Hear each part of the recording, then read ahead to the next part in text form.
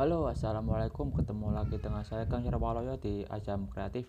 Di video kali ini kita buat itu ya, charger baterai 18650 12 shot ya. Kita langsung aja apa aja bahannya ya. Yang pertama kita membutuhkan 12 slot power holder 4x3 ya, sama modul TP4056 12 PC. Aku pakai yang udah full proteksi ya, untuk harganya 5 ribuan. Kalau yang tanpa proteksi lebih murah, mungkin 3 ribuan. Di sini untuk alatnya saya menggunakan triplek ya, papan triplek bekas yang ada di rumah.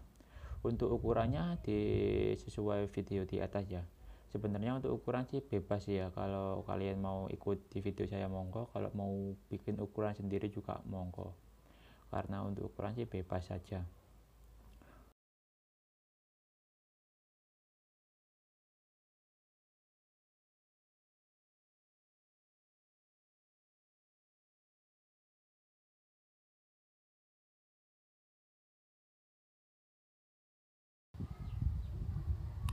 Ini di bagian belakangnya udah aku kasih dua jack DC ya. Kenapa aku pakai jack 2 DC? Karena nanti jika kita membuat satu charger station lagi, tinggal kita sambung saja, tidak perlu sambung ke power lagi begitu ya. Dan juga udah aku kasih rel kabel ya, positif dan negatif, untuk memparalel nanti ya modul chargernya biar lebih rapi.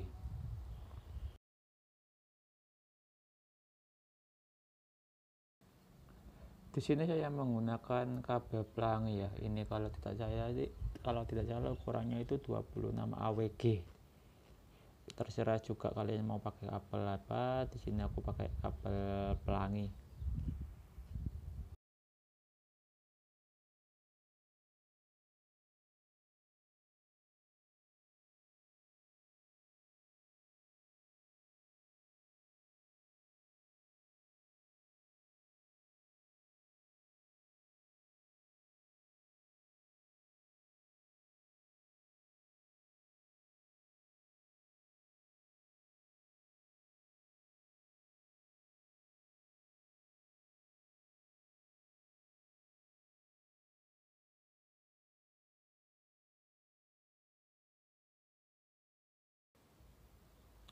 Oke, di tahap pertama kita lakukan penyolderannya dari kutub negatif dulu. Di sini kutub negatif dikasih kabel yang agak panjang, karena kutub negatifnya aku taruh di bagian bawah ya. Jadi ini kita solder kutub negatif dulu semuanya ya. Aku percepat videonya biar videonya tidak terlalu panjang ya. Oke, ini sudah aku solder semuanya.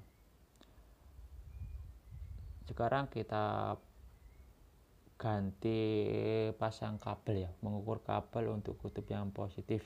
Di sini kabel yang diperlukan cukup pendek karena jaraknya sangat dekat ya, beda dengan yang bagian bawah tadi.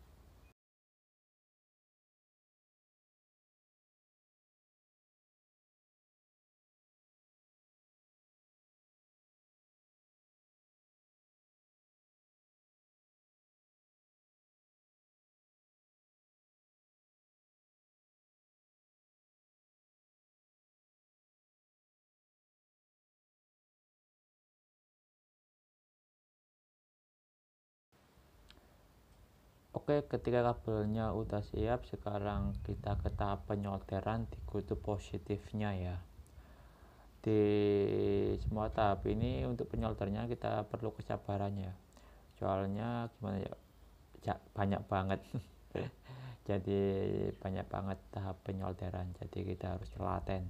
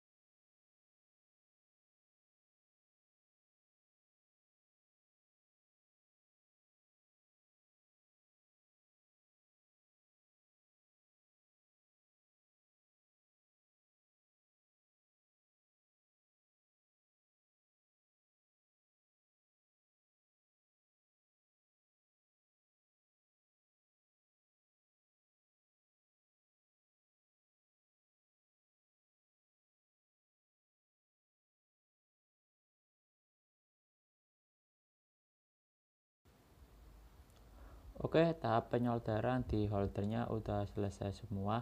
Sekarang kita ke tahap berikutnya untuk perakitan ke papan dudukannya ya. Di sini kita masukkan satu-satu kabelnya dari atas ke bawah.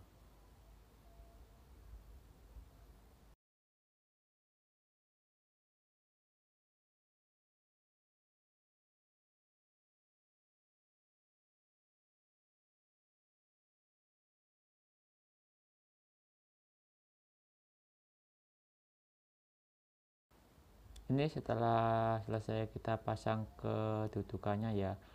Di sini aku menggunakan skrup yang kecil ya, yang atasnya gepeng. Jangan pakai yang atasnya agak bulat, nanti apa itu mengganggu baterainya. Jadi baterainya itu nggak bisa masuk ke dalam kalau pas di charger. Jadi usahakan pakai skrup yang atasnya gepeng, atau kalian bisa menggunakan double tip.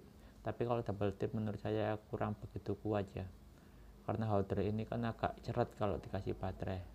Tapi itu tergantung penilaian kita masing-masing juga ya. Untuk di sini terserah kalian mau pakai skrup atau mau pakai double tip juga boleh. Sekalian pakai lem besi juga monggo.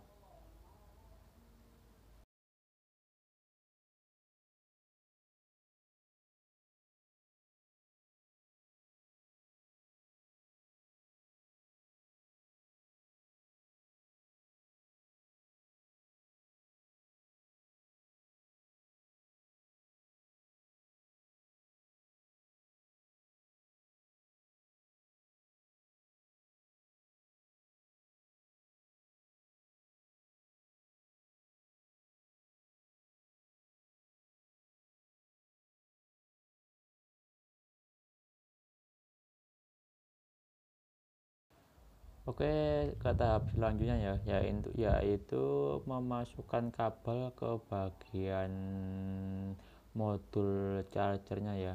Di sini kita tidak boleh sampai kebalik ya. Jadi kabel positif ke output modul positif ya. Jadi jangan sampai kebalik. Jadi diteliti lagi begitu ya. Oh ya, untuk pengeboran tadi aku lupa menyebutkan ya. Untuk pengeboran di bagian holdernya aku menggunakan bor 3 mili ya, sedangkan untuk di bagian drivernya atau modulnya menggunakan 2 mili. Di sini aku meneliti lagi biar tidak salah ya, untuk bagian positifnya di atas atau di bawah. Karena nanti kalau udah terlanjur di solder terus kebalik itu udah nggak bisa diperbaiki lagi. Bisa diperbaiki cuma bakal buang-buang waktu. Lebih baik kita teliti lagi sebelum memasang atau memasukkan kabelnya ya.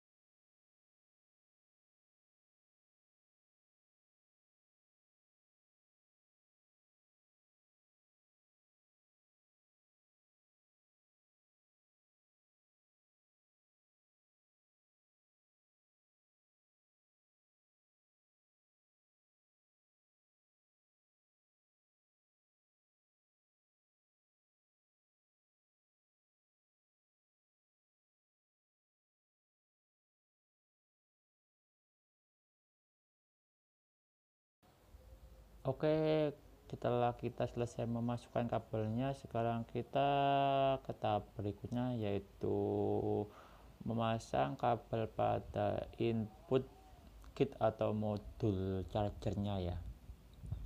Di sini kita tidak memerlukan kabel panjang-panjang, mungkin sekitar 15 cm. Dan di sini kita harus bersabar lagi ya, karena nyoldernya juga satu-satu dan lubangnya itu banyak banget. Satu modul kan 2 lubang, berarti kita bakalan nyolder di inputnya jadi 24 lubang ya.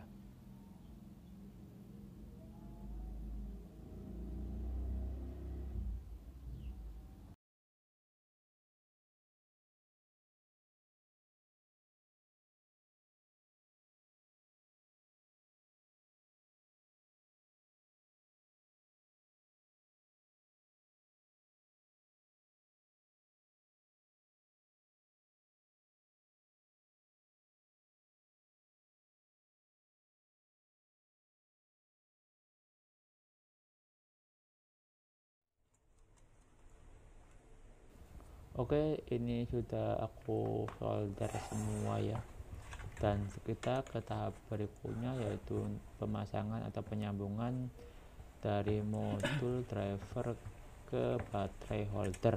Di sini juga kita harus teliti lagi, jangan sampai kebalik saat penyolderannya.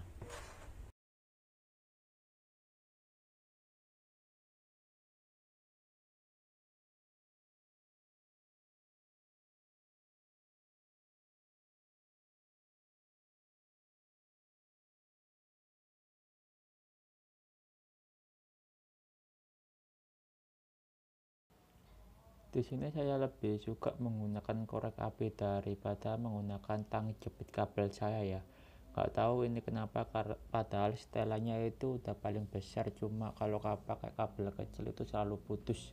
Jadi di sini aku selalu pakai korek api aja. Mungkin karena mereknya ya, yang merek biasa atau merek murah mungkin ya. Tapi kalau digunakan untuk kabel besar sih enak aja, nggak ada yang putus. Tapi kalau buat kabel kecil padahal setelannya besar itu tetap putus, nggak tahu tuh kenapa.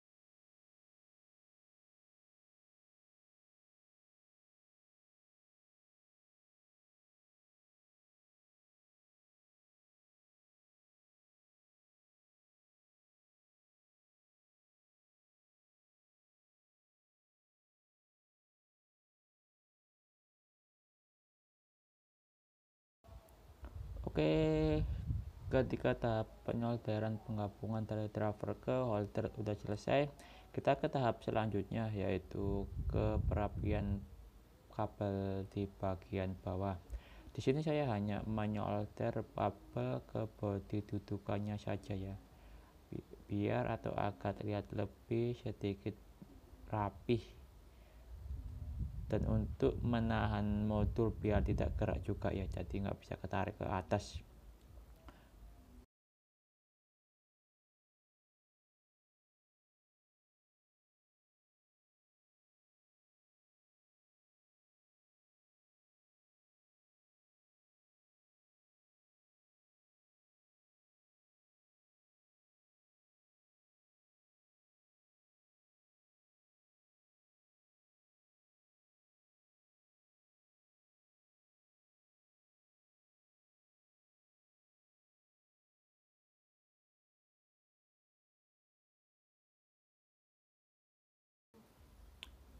Ketika tahap perapian kabel sudah selesai, kita ke tahap berikutnya, yaitu penyambungan input daya dari power supply ke modul atau kit chargernya ya.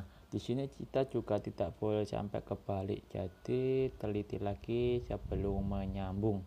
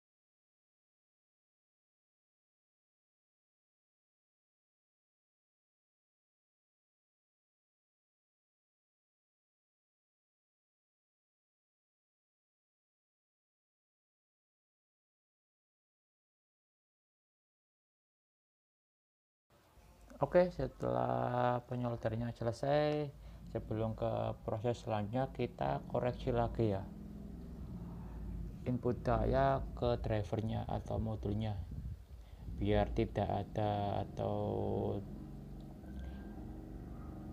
kabel yang kebalik dari positif ke negatif atau sebaliknya ya. Jadi kita teliti lagi sebelum ke proses selanjutnya.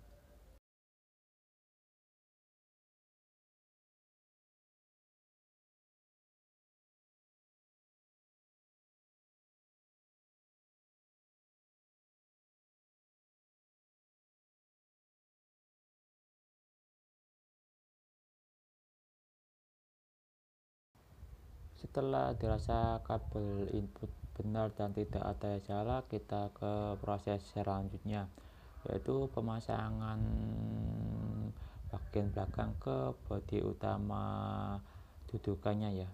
Di sini sementara saya hanya menggunakan lem besi atau lem G ya, atau Alteco juga boleh, karena nanti juga saya bakalan bor dan pasang skrup atau paku nanti ya, biar lebih kuat lagi. Di sini sementara aku pakai Alteco dulu untuk membuat tidak bergerak begitu ya, jadi nanti pemasangan skrupnya lebih gampang.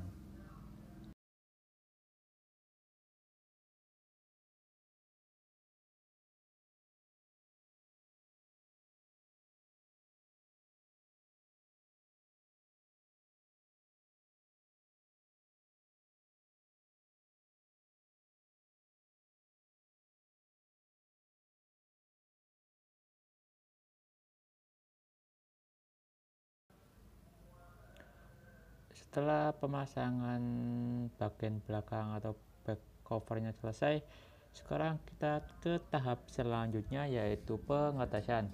Di sini saya menggunakan power supply 5 volt 50 ampere ya.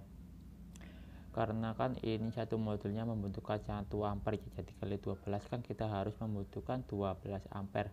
Tapi di sini aku menggunakan 50 ampere.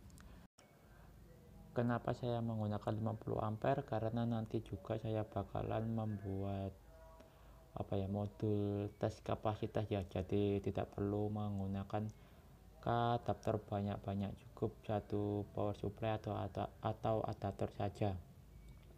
Makanya sekalian kemarin beli yang besar dan harganya cukup murah, cuma 70.000 second, cuma kualitasnya sangat bagus, sudah dilengkapi kipas juga ya. Di sini saya menyiapkan kabel DC nya dulu ya. Karena kalau kita menggunakan power supply yang kualitasnya kurang bagus dan input ampernya kurang, maka modul akan bekerja tidak maksimal ya. Jadi usahakan pakai power supply yang mumpuni, jadi kinerja modulnya itu maksimal. Untuk ampere itu bebas dan itu tidak bakal ngerusak modulnya selagi tegangannya masih 5 volt ya. Meskipun ampernya 100 atau 1000 ampere pun tidak masalah, karena modul akan menyesuaikan sendiri ya berapa ampere yang dia butuhkan. Selagi tegangannya masih 5 volt, sangat boleh sekali.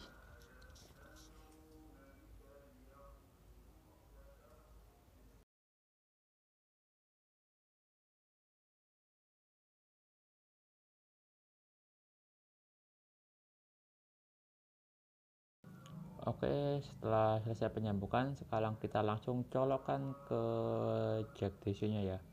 Dan tarat langsung menyala ya. Alhamdulillah tidak ada yang mati.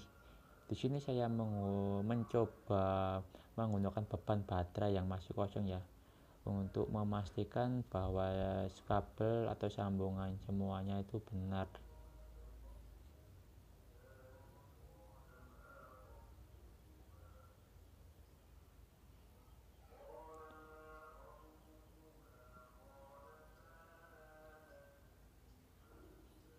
Dan bisa kita lihat sendiri, alhamdulillah semuanya berjalan normal dan tidak ada yang salah dalam penyambungan. Mungkin cukup sekian video kali ini. Jika video ini bermanfaat, jangan lupa di like, jangan lupa di subscribe juga ya. Assalamualaikum.